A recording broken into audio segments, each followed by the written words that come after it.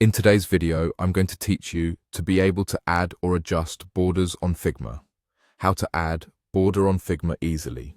Border on Figma. Let's get started by opening the Figma website in your browser.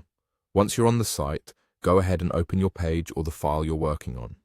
Give it a moment to load so the interface and layers appear clearly. You'll see the canvas in the center, your layers on the left, and the design properties panel on the right. With your design ready, click the shape or element you want to update. This could be a rectangle, an icon, a button, or any component in your layout. You'll know it's selected when you see the bounding box and the properties on the right side update to reflect that layer. Now, look to the right-hand panel where you manage fills, strokes, effects, and styles. Find the stroke section, which controls the border appearance of your selected element.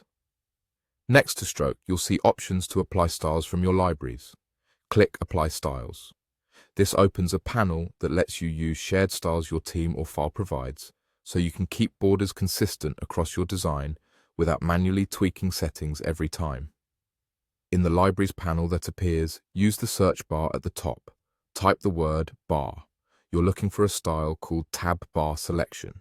When you see it in the results, click it. As soon as you select that style, you should notice your element's border update immediately on the canvas. This is applying a predefined stroke style, which can include properties like color, thickness, and alignment, ensuring that your borders match your design system or brand guidelines. If your search returns multiple results, make sure you choose the one labeled Tab Bar Selection. The name helps you quickly identify the intended look, especially if your project uses a shared library.